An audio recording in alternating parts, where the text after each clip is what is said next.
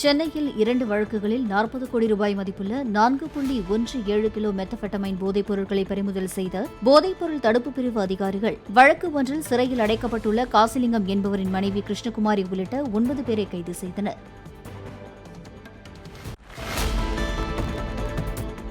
காவல்துறையில் உதவி ஆய்வாளராக சென்னையில் பணிபுரிவதாக கூறி உடன் படித்த சக தோழிகளின் வீட்டில் தாலி, செல்போன் மற்றும் பணம் திருட்டில் ஈடுபட்டதாக கங்காதேவி என்ற இளம்பெண்ணை தூத்துக்குடியில் போலீசார் கைது செய்தனர். என்கவுண்டர் வழக்கு தொடர்பாக தூத்துக்குடிக்கு தாம் வந்ததாக பள்ளி தோழியின் தாயாரை நம்ப வைத்து அவரது வீட்டில் தங்கியும் குற்றவாளியை பிடிக்கும்போது தலையில் காயம் ஏற்பட்டு விட்டதாக கூறி மற்றொரு தோழியின் வீட்டில் தங்கியும் கங்காதேவி கைவரிசை காட்டியதாக போலீசார் கூறினர்.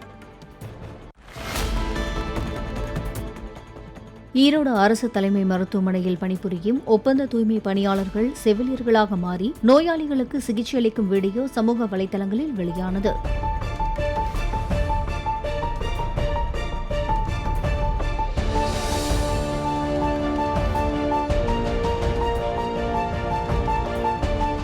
இங்குள்ள பல்நோக்கு உயர் சிறப்பு சிகிச்சை பிரிவில் மருத்துவர்கள், செவிலியர்கள் பற்றாக்குறையால் உரிய சிகிச்சை பெற முடியாமல் நோயாளிகள் சிரமப்படுவதால் தூய்மை பணியாளர்களே நோயாளிகளுக்கு மருத்துவ சிகிச்சை அளிப்பதாக கூறப்படுகிறது.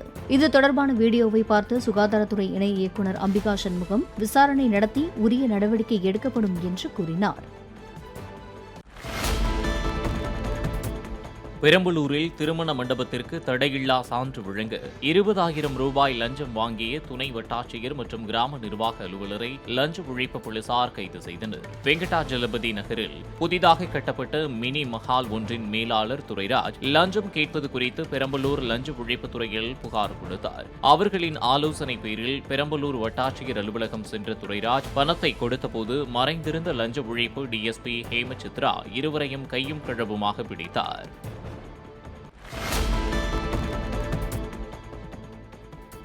கரூர் மாவட்டம் குளித்தலை அருகே 12ஆம் வகுப்பு மாணவியை சக வகுப்பு மாணவன் திருமணம் செய்து கொண்டதாக புகைப்படம் வெளியானதால் பள்ளி தலைமை ஆசிரியரை மாணவியின் உறவினர்கள் முற்றுகையிட்டனர். போலீசார் தலையிட்டதை அடுத்து குளித்தலை அனைத்து மகளிர் காவல் நிலையத்தில் அவர்கள் புகார் அளித்துள்ளனர். பள்ளிச்சீருடையில் சிறுமியை பள்ளி சிறுவன் திருமணம் செய்து கொண்டதாக புகைப்படம் வெளியாகியிருப்பது அதிர்ச்சியை ஏற்படுத்தியுள்ளது. திருவள்ளூர் மாவட்டம் செவ்வாய்ப்பேட்டையில் அரசினர் ஆதிதிராவிடர் பெண்கள் மேல்நிலைப் பள்ளியில் அமைச்சர் கயல்விழி செல்வராஜ் ஆய்வு மேற்கொண்டார். வகுப்பறைகளுக்கு சென்ற அவர் மாணவிகளிடம் குறைகளை கேட்டறிந்தார். வகுப்பறை போர்டில் ஆயுத எழுத்து என்பதற்கு பதிலாக ஆயுதம் எழுத்து என்று எழுதப்பட்டிருந்ததை பார்த்ததும் திருத்துமாறு அறிவுறுத்தினார்.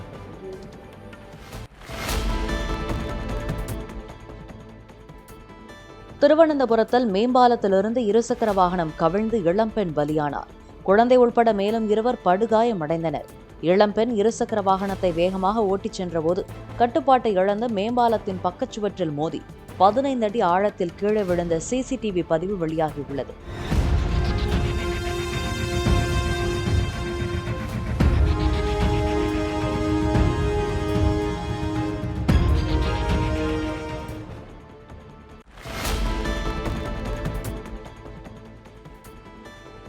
ஈரோடு மாவட்டம் சத்தியமங்கலம் அருகே கோடைபாளையம் கிராமத்தைச் சேர்ந்த விவசாயி சிவராஜ் என்பவரின் தோட்டத்தில் கட்டப்பட்டிருந்த மாடுகளில் ஒன்றை சிறுத்தை அடித்துக் கொன்றதால் வனத்துறையினர் விளாமுண்டி பகுதியில் கண்காணிப்பு கேமரா பொருத்தினர்.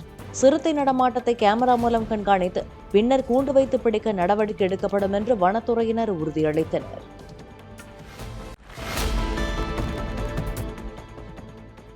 வேதாரண்யத்தால் நகைக்கடையில் நகை வாங்குவது போல் நடித்து நகைகளை திருடிய 2 பெண்கள் சிக்கினர். கடந்த மே மாதம் இருவரும் நகை வாங்க வந்தவர்கள் போல் நாடகமாடி 16 கிராம் எடை கொண்ட 2 தங்கச்சங்கிலிகளை திருடிச் சென்றனர். சிசிடிவி காட்சிகளின் அடிப்படையில் சுதா, எழிலரசி ஆகிய இருவரை போலீசார் கைது செய்தனர். நடிகர் யோகி பாபு வைத்தீஸ்வரன் கோவிலில் சுவாமி தரிசனம் செய்தார்.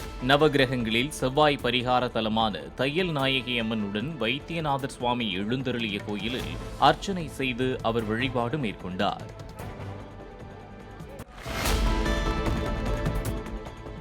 மயிலாடுதுறை மாவட்டம் திருவெண்காடு கிராமத்தைச் சேர்ந்த திரிபுர சுந்தரி என்ற வயதான பெண் தமது பெயரில் உள்ள மாடி வீடு மற்றும் நிலத்தை மகனும் மருமகளும் அபகரித்துக் கொண்டதாக மாவட்ட ஆட்சியரிடம் புகார் அளித்தார். மகனும் மருமகளும் தன்னிடமிருந்து ஆக்கிரமித்துக் கொண்ட இடம் மற்றும் நிலத்தை மீட்டு தருமாறு வலியுறுத்தினார். நான் வளர்த்தேன், அது கொட்டாங்க வேலைக்கு நிற்கிடுவானா இல்லையா, ஒருத்தனுமே கொடுக்க மாட்டாங்கிறான்ற மாதிரி சின்னவன் பொம்பளை பொண்டாட்டி சேர்த்தியா என்ன அடிச்சு தருத்துறா, அதுக்கு விடுமுறையே இல்லையா எனக்கு. யார் உங்களை அடிச்சு துரத்துறா? இந்த சின்னவன் பொண்டாட்டி, சின்ன மருமகள் உங்களுக்கு அடிச்சு துரத்துறாங்க.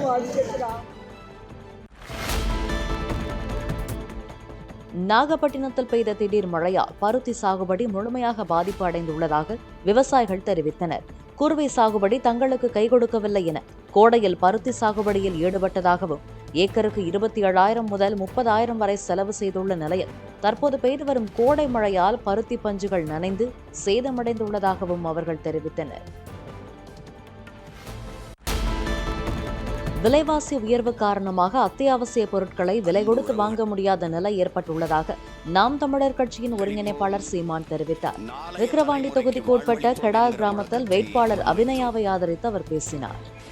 எரிகாற்றூர்ல ஏறிடுச்சா, பால் விலை ஏறிடுச்சா, அரிசி விலை ஏறிடுச்சா, பருப்பு விலை ஏறிடுச்சா, உளுந்து விலை ஏறிடுச்சா, எண்ணெய் விலை ஏறிடுச்சா, எல்லாம் ஏறிடுச்சு. அத்தியாவசிய உணவுப் பொருள்களின் விலை விண்ணை முட்டுது, ஏறிடுச்சு.